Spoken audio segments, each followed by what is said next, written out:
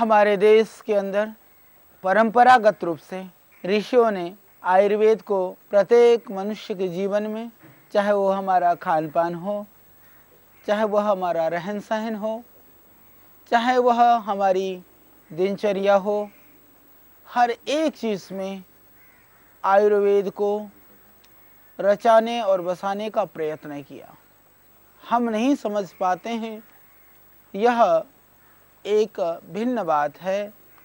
तो ऋषियों ने बहुत सारे जो जड़ी बूटियां हैं, जो औषधियां हैं, उनको भोजन का अंग बना करके एक भोजन के रूप में हम उसको नित्य प्रति अपने जीवन में प्रयोग करते हैं।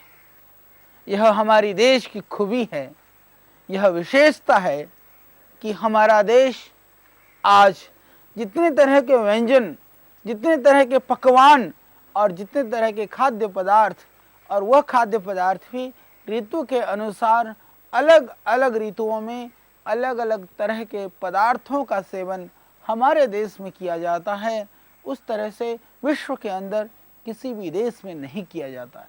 ये हमारी विशेषता है।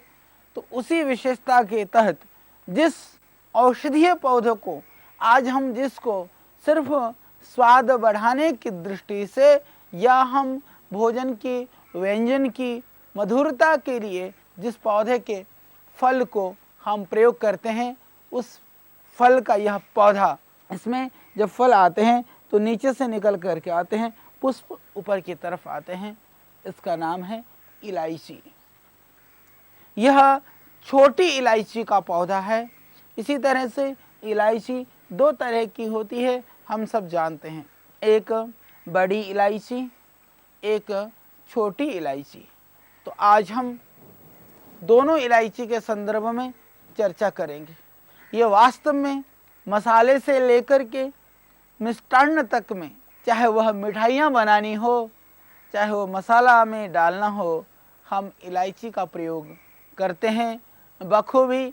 सुबह उठ करके आपकी बनने वाली चाय हो या आपका बनने वाला किसी भी तरह का घर में पकवान हो, हर चीज़ में यह स्वाद को बढ़ाने के लिए, खुशबू को बढ़ाने के लिए हम इस इलायची का प्रयोग करते हैं। इलायची वास्तव में खुशबू का पौधा है, स्वाद का पौधा है।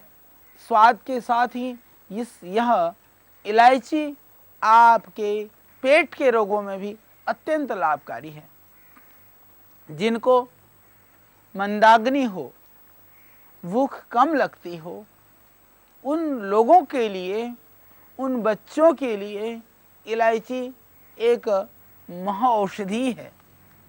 वास्तव में जितने भी हम दैनिक भोज्य पदार्थों में, खाद्यान्न में जिनका हम भक्षण करते हैं, प्रतिदिन हम सेवन करते हैं, उनमें जितने भी चीज़ें प्रयुक्त की जाती हैं, ऋषियों ने, आयुर्वेदज्ञ जो हमारे ऋषि लोग थे प्राचीन काल से, उन्होंने भोजन को मधुर सुस्वादु बनाने के लिए तो उनका प्रयोग किया ही था।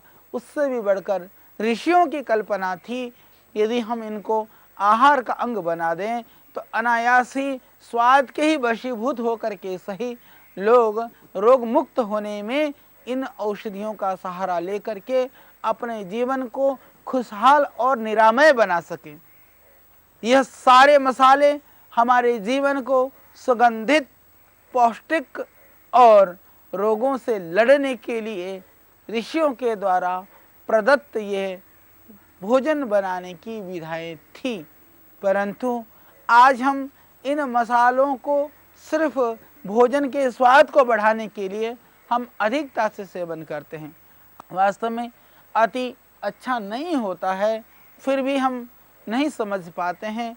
और आज इतना ज़्यादा मसाला हमारे देशवासी प्रति वर्ष लाखों टन मसाला हम खा जाते हैं। उससे कहीं ना कहीं रोगों से लड़ने की क्षमता जिन औषधियों से मिलनी थी, रोगों से मुक्ति जिन दवाइयों से होनी थी, और जिस जड़ी बूटियों से, जिन मसालों से हमें नया जीवन मिलना था, कहीं ना कहीं हमने उन दवाइयों से, उन मसालों से, उन सुगंधित और पौष्टिक पदार्थों से अपने रोग को बढ़ाने में, अपने बीमारी को पैदा करने में हमने उसको कारण बना लिया है। यह बहुत ही बड़ी एक दुखदाई और मैं कहूँ दुर्भाग्य की बात है। तो आइए हम इन मसालों के द्वारा भोजन की पौष्टिकता को ही नहीं, जीवन के सुस्वास्थ्य को भी हम बढ़ाने में सक्षम हो सकें। इसके लिए आज हम आपके बीच में लेकर के आए हैं इस इलायची के पौधे को। इलायची मंदाग्नि में जिनको भूख कम लगती है, यदि आप छोटी इलायची को बहुत बारीक पाउडर करके थोड़ी मात्रा में या दाने के रूप में भी भोजन में डाल देते हैं तो इलायची भूख को बढ़ाती है। इलायची के साथ में एक टुकड़ा अदरक यदि आप करते हैं प्रयोग तो उससे भूख बढ़ती है। इस इलायची को यदि आप थोड़ी सी मात्रा में दूध में डाल करके भी खिला देते हैं तो इससे दूध में जो अफारा होने की संभावना है या इंडाइजेशन की जो संभावना है वह ख़त्म हो जाएगी। इससे दूध भी हजम हो जाएगा, इससे भूख भी बढ़ेगी और इससे आंतों को भी शक्ति मिलेगी। यह आंतों को भी लाभ देता है और जो हमारे अंदर आंतों के अंदर जो एंजाइम्स बनते हैं उसके लिए भी यह बहुत ही लाभकारी है। हालांकि आजकल बड़ी हमारे यहाँ फैशन है, बोले जी हम तो 2 ही रोटी खाते हैं जी, हमें तो भूख ही नहीं लगती है।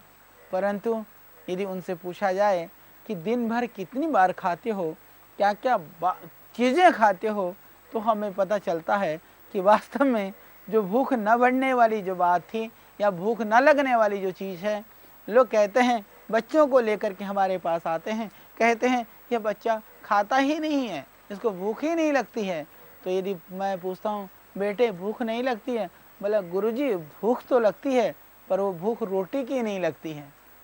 जो बाजार की चीज़ें हैं, तली भुनी हुई जो चीज़ें हैं, इस तरह के जितने भी पदार्थ हैं उसके लिए भूख लगती है। तो ऐसे भूख वो हमारे वास्तव में चाहे भूख लगती हो पर हमारी जो वास्तविक भूख है, जो स्वास्थ्य रूपी जो भूख है, उसको वह मिटाने का ही कारण बनेगा, निमित्त बनेगा।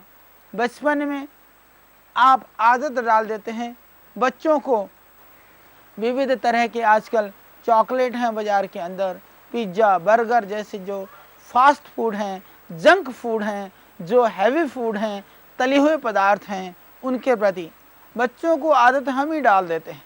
एक बात मैं अपनी माताओं से, बहनों से निवेदन करना चाहता हूँ, मेरी माताएं और मेरी बहनें इस बात का ध्यान रखें कि बच्चों को बचपन में जो चीज़ सेवन कराया जाता है, आप बच्चों को दूध पीने की आदत डालिए, ज़िंदगी भर वह दूध पीने के लिए उसकी एक अभिरुचि बनती है। बचपन में आप बच्चों को घी खाने की आदत डालिए, बचपन में बच्चों को हरी सब्जी खिलाने की आदत डालिए, बचपन में आप जितने भी हमारे भारतीय व्यंजन हैं, रोटी और साग दाल भात, इनकी आप आदत डालिए। जीवन भर वो भोज्य पदार्थ के प्रति उस बच्चे की अभिरुचि बनी रहती है। बचपन में ही आप अनायासी अनजाने में ही सही आप जंक और फास्ट फूडों की अभिरुचि, नूडल्स की अभिरुचि बच्चों को डाल देते हैं। बाद में फिर आप चाहते हैं कि हरी सब्जियां खाएं, वह दूध पिएं। मैं अभी भी ऐसे लोगों को जानता हूं जो छोटे छोटे बच्चों को वो आधा आधा 1-1 किलो दूध पिला देते हैं। वह दूध डाइजेस्ट हो जाता है, हजम हो जाता है। और जो बचपन में दूध नहीं पीते हैं, मैंने ऐसे भी लोग देखे, हमारे यहाँ आते भी हैं अतिथि लोग, क्षमा करेंगे, वो चाय तो पी सकते हैं यदि हम ला करके रख दें दूध का गिलास, आचार्य जी पेट खराब हो जाएगा, नहीं हजम होता है। इसके लिए ज़रूरी है बचपन से ही बच्चों को उन आदतों को आप डालें, ये बहुत ज़रूरी है। उन आदतों से आप पाएंगे कि बच्चों की जो ज़िंदगी है, बच्चों का जो डाइजेशन सिस्टम है, बच्चों को इन सब चीज़ों को डाइजेस्ट करने की जो क्षमता है वह बनी रहेगी, उससे उनका स्वास्थ्य भी ठीक रहेगा। आस्था के पावन ज्ञान प्रवाह में अभी लेना होगा हमें एक छोटा सा विराम। विराम के तुरंत बाद आप सुनेंगे आयुर्वेद की ऋषि संस्कृति को। सी एक और काम करती है, जो भाई हमारे जो अनायासी गुटखा, तंबाकू, पान मसाला या खैनी खाने की जिनकी आदत पड़ गई है, यदि वो छोड़ना चाहते हैं तो उसके लिए आप छोटी इलायची के दाने और एक आध लौंग, थोड़ी सी दालचीनी के टुकड़ा, हल्का सा भुना हुआ सौंफ और थोड़ी सी भुनी हुई अजवाइन, जितनी आपकी इच्छा हो उतनी उतनी मात्रा में आप अपने हिसाब से रेशो बना लें। प्रातः सायं आप इसका प्रयोग करें। यह बहुत ही एक दिव्य प्रयोग है। जो थोड़ा कड़वी चीज़ को खाने में पसंद करते हों, क्योंकि मसाला कोई स्वादिष्ट नहीं होता है, वो तो बहुत ही घटिया और बड़ी उसकी गंध ही इतनी घटिया होती हो जिस चीज़ की, वो कहीं स्वादिष्ट होती हो, ये तो संभव नहीं है, क्योंकि हमने नहीं चखा। पर हाँ, कभी कभी जो मेरे भाई बड़ी मेहरबानी कर देते हैं, वो पान मसाला गुटखा खाए हुए लोगों के पास में कभी निकलना पड़ता है, कभी सभा मीटिंग में उनके सामने बात करनी पड़ती है, तो उसकी गंध ही बहुत उग्र होती है। ऐसी उग्रता वाली, इस तरह के जो भयानक व्याधियों को उत्पन्न करने वाली चीज़ों से हम बचते हुए जब हम नशा को ज़िंदगी में अपनाते हैं, तब शायद हमें पता नहीं चल पाता है, परंतु जब हमें होश आता है, जब हम सोचते हैं कि हमें नशा से मुक्त होना चाहिए, ये गलत आदत है, तब तक हम शायद नशा से इतने जकड़ चुकते हैं कि हम फिर अपना पिंड भी छुड़ाना चाहते हैं, तो नशा मृत्यु का पाश बन करके हमें ऐसे जकड़ लेते हैं कि मौत के बाद ही फिर उस नशा से कहीं मुक्ति मिलती है। तो इसीलिए उन नशा से बचने के लिए यह ज़रूरी है जो मैं प्रयोग बता रहा हूँ, आप इसका प्रयोग करें। यह बहुत ही एक दिव्य प्रयोग है। कोई शराब पीता हो, शराबी से आपको शराब छुड़ाने की, कई मेरे पास ऐसे भी भाई लोग आते हैं, वो कहते हैं आचार्य जी शराब पीने की आदत तो लग गई, हम छोड़ना चाहते हैं, हम छोड़ नहीं पाते हैं। हम सिगरेट पीने की आदत तो हो गई है, हम छोड़ना चाहते हैं, छोड़ नहीं पाते हैं। उनके लिए मैं आज एक बहुत ही अचूक और रामबाण औषधि बताने जा रहा हूँ। उसको आप ध्यानपूर्वक सुन करके अपने परिवार में और अपने पड़ोस में, अपने घर के आसपास में ऐसे लोगों को उनका प्रयोग बताएं, जिससे मैं समझता हूँ इससे देश का बहुत बड़ा हित हो जाएगा। परिवार टूटने से बचेंगे, देश और समाज में विकृतियाँ बढ़ने से बचेंगी। हम जानते हैं कि जो शराब है वह वास्तव में बहुत हानिकारक है। तो इसके लिए आप जिनको शराब छुड़ाना हो उनके लिए एक प्रयोग इलायची और अजवाइन का। अजवाइन थोड़ी सी कड़वी जरूर होती है, परंतु अजवाइन के अंदर वह क्षमता है कि जितने भी तरह के जो नशेड़ी लोग हैं, उन नशेड़ियों को नशा छुड़ाना हो तो वह अजवाइन एक बहुत ही कारगर उपाय है। तो अजवाइन आप ले लें, लगभग 250 ग्राम अजवाइन में मुश्किल से आप 5 ग्राम इलायची डाल दें। आप लगभग 2 किलो पानी में उस अजवाइन को पका लें। जब पक करके बच जाए लगभग मुश्किल से आधा किलो पानी, उसको छान करके शीशी में भर करके रख लें। जब भोजन करें, जो शराब पीने वाले मेरे जो भाई हैं, वो उस टाइम पर यदि 1 कप की मात्रा में लगभग 200 ml उस पानी को पीते हैं प्रातः सायं, तो एक तो इससे शराब पीने की जो इच्छा है वो बिल्कुल ख़त्म हो जाएगी। दूसरी बात, इससे भी बड़ा जो लाभ होने वाला है, वो शराब की वजह से किसी भी कारण से आपके पेट के अंदर इन्फेक्शन है, अफारा है, इंडाइजेशन है, गैस्ट्रिक ट्रबल है, लीवर फंक्शन ठीक नहीं है, जो अफीम का सेवन करते हैं, उसमें भी यह अजवाइन का पानी इलायची मिला हुआ आपको देगा पूरा लाभ। यह बहुत ही दिव्य अचूक प्रयोग है इलायची और अजवाइन का। अफारा से, शराब से, इस तरह के भयानक नशा से मुक्ति को प्राप्त कर सकते हैं। इसके अतिरिक्त इलायची एक और काम करती है। बड़ी इलायची के जो दाने हैं उसको पाउडर करके यदि आप अर्जुन का काढ़ा, अर्जुन की छाल के अंदर थोड़ी सी इलायची डाल करके उबाल करके यदि प्रातः सायं आप पीते हैं तो आपको मिलेगी हृदय रोग से मुक्ति। एंजाइना पेन के लिए, हार्ट प्रॉब्लम के लिए यह इलायची बहुत रामबाण है। और जिसको किसी भी तरह से कोई भी सर्दी जुकाम कफ की शिकायत हो, उसके लिए भी तुलसी के पत्ते, लौंग और बड़ी इलायची को कूट करके आप पका करके उसको पीते हैं काढ़ा बना करके, तो वह भी बहुत ही दिव्य प्रयोग है। यह भूख को बढ़ाने के साथ साथ में यह सर्दी जुकाम कफ रूपी जितने भी जो विकार हैं उसको वह ठीक करती है। इसके अलावा आप इसका प्रयोग जिनको मुंह में ज़्यादा लार बनते हो, बार बार लाला स्राव होता हो, उसके लिए भी यह इलायची बहुत ही अच्छा इसका प्रयोग है।